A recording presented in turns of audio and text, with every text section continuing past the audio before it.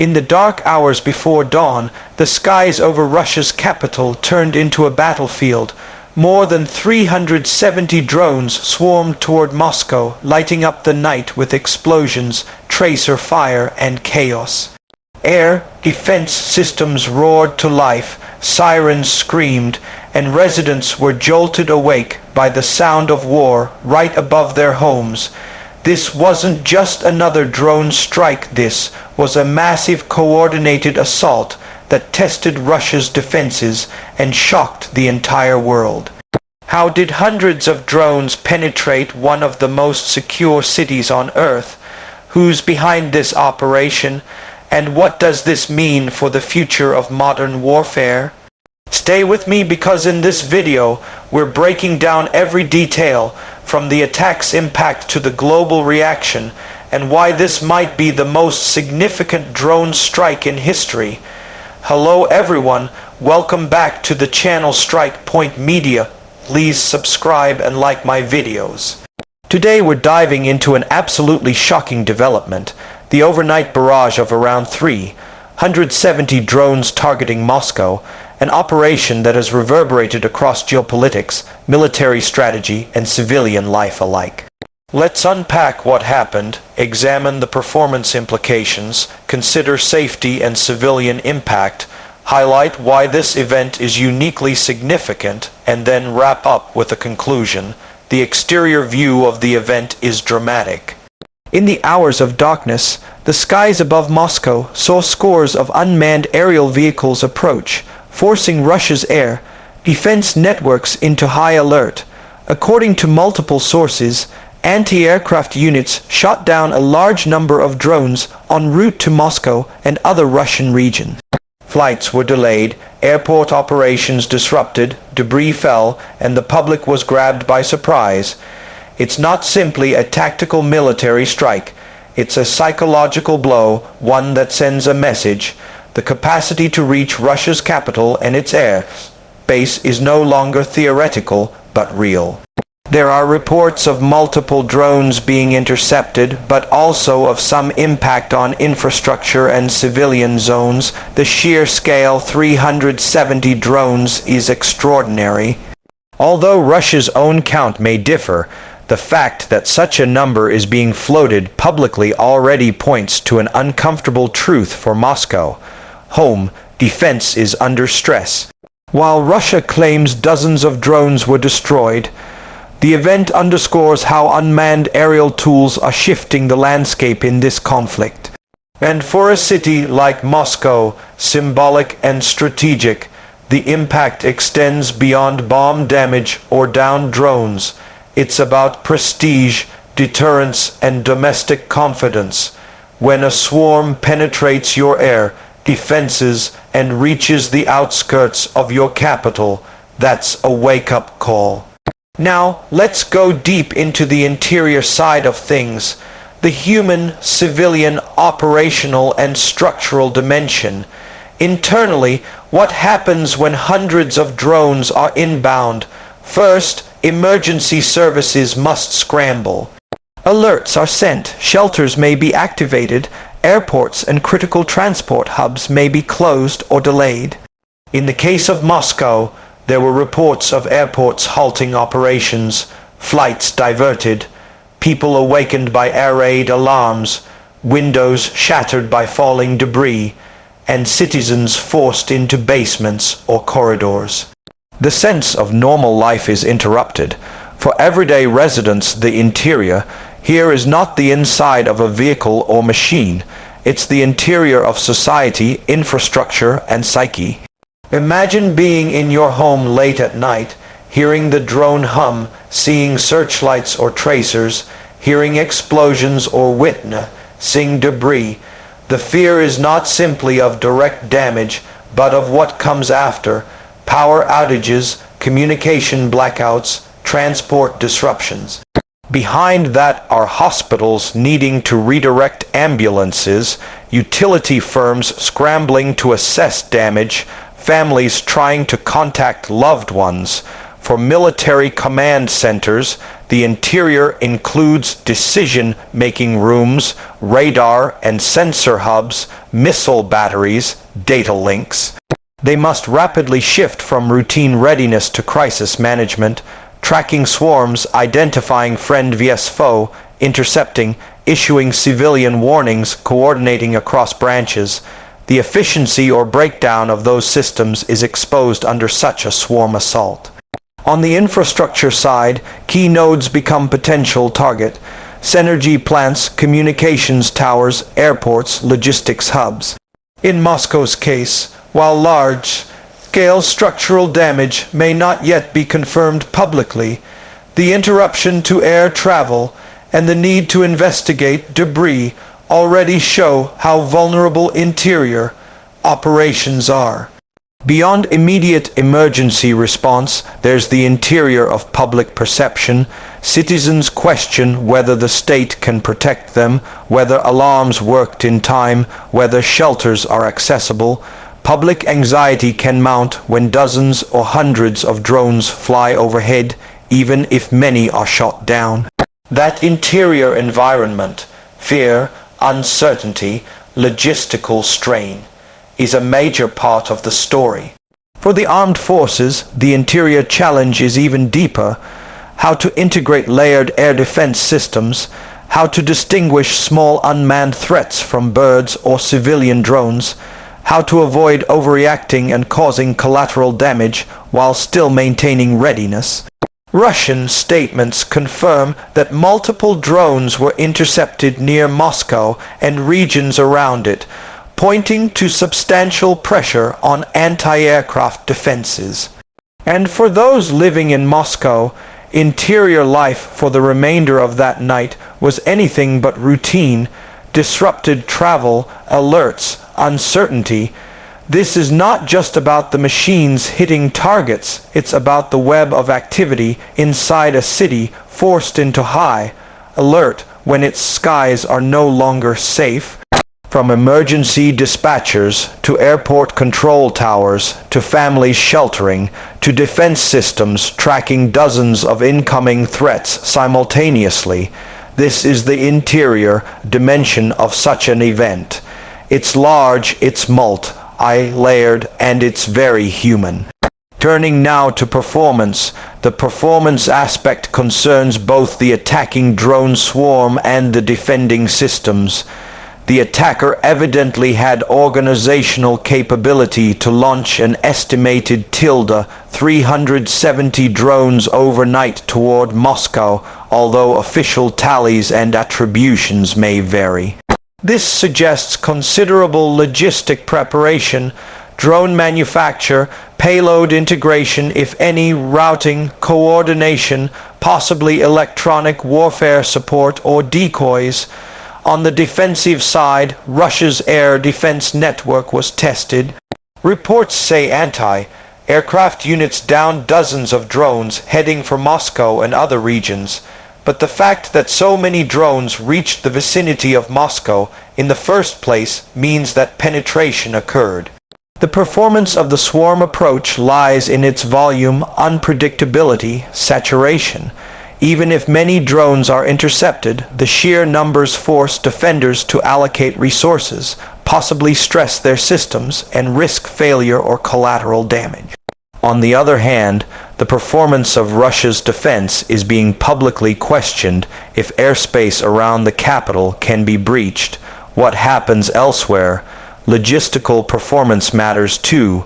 Airports halted flights. Travel schedules disrupted, the seamless flow of services interrupted. For the attacker, this isn't just hitting military infrastructure, it's achieving psychological and operational impact. So performance must be judged across multiple dimensions: technical, how many drones launched vs intercepted; operational, how many disruptions achieved; strategic, what message sent.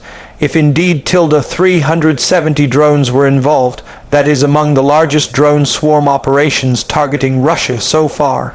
While official verification is limited, Russia has released different numbers. Public reporting underscores the significance. There is also the question of whether any drones successfully impacted Hive Al-U targets, or whether the main aim was disruption, fear, and escalation. The fact that travel and airport operations were hit suggests real performance by the attackers. Meanwhile, the defending forces appear to have intercepted many, but at cost of scrambling and diversion. That is itself a performance metric. How much additional resource is required to stop a large swarm? For Moscow and for Russia's broader air defense framework, this event may be a stress test. Moving on to safety features, or rather, in this context, safety issues. This event raises profound safety concerns: safety of civilians, of infrastructure, of flights, of critical assets. First, civilian safety.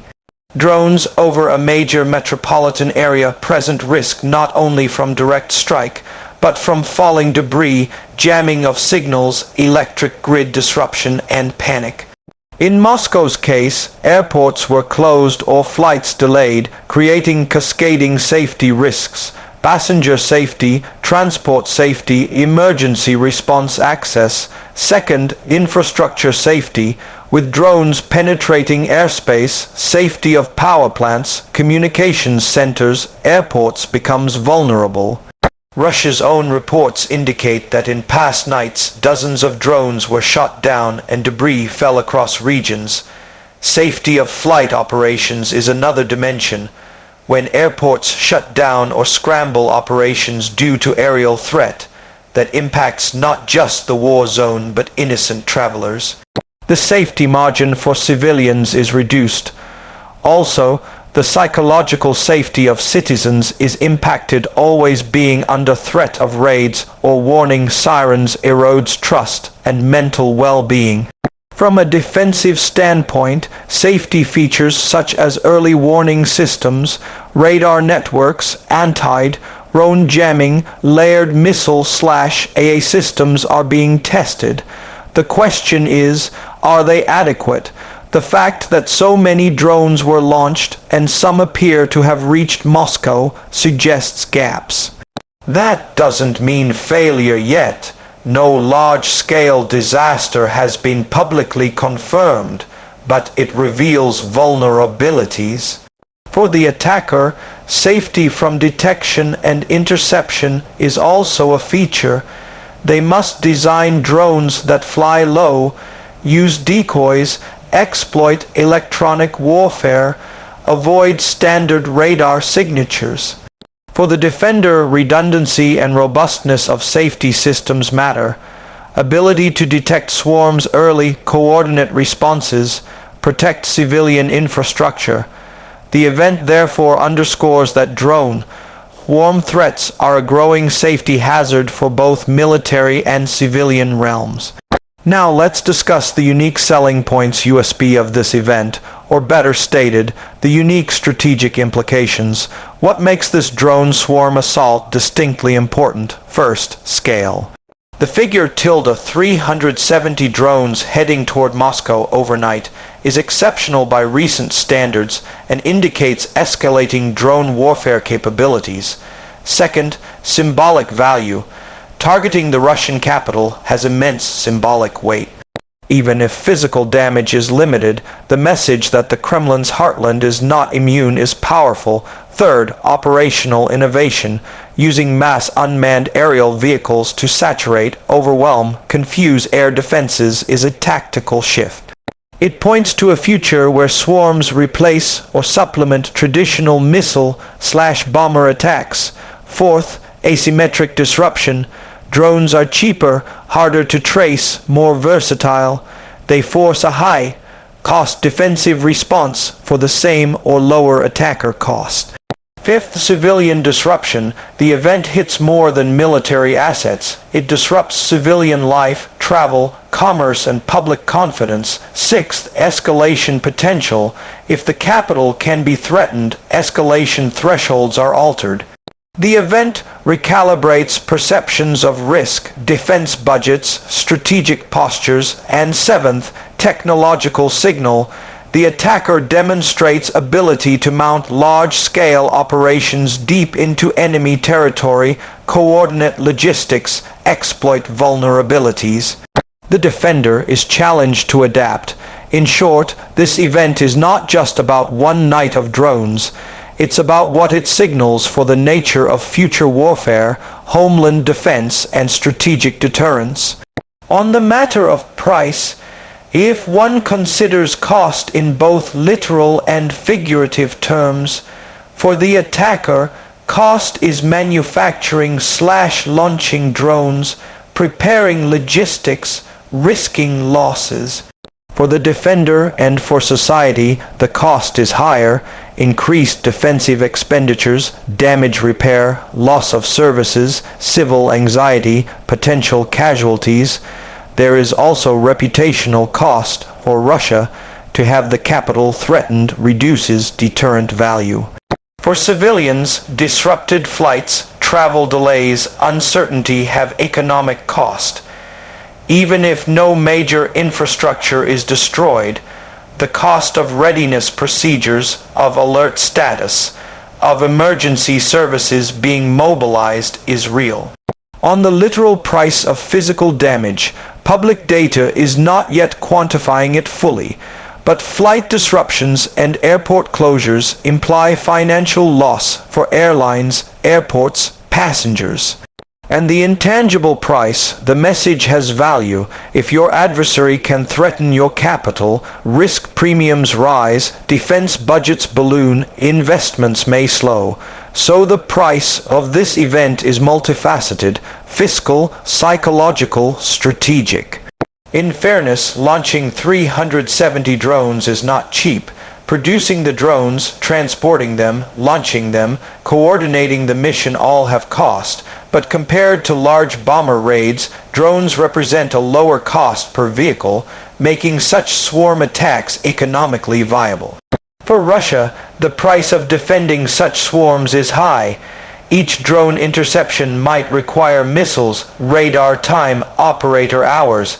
If swarms become routine, the cost to defense budgets escalates. So the event underlines that the price point has shifted. Drones may offer low-cost attack with relatively high disruption impact. Defenders must afford high-cost responses or accept risk. In conclusion, this overnight assault of approximately 370 drones targeting Moscow is a stark demonstration of how modern unmanned aerial tactics are changing the face of conflict. The exterior visuals, flashing searchlights, radar sweeps, aircraft diversions, airport closures, tell part of the story. Internally, the strain on emergency services, the impact on civilian life, the stress on defense systems, and the mental burden on the public make the event much deeper than a headline. Performance-wise, both attacker and defender are being evaluated. Attacker for scale and capability, defender for vulnerability and readiness. On safety, the event exposes the fragile margin between normal life and disruption, between protected airspace and penetrated skies. The unique selling points of scale, symbolism, innovation, and disruption position this event as more than just another strike. It's a watershed moment for drone swarm warfare in a capital city context. The price is real, for the attacker in cost, for the defender in expenditure and reputation, for civilians in anxiety and disruption. So what happens next?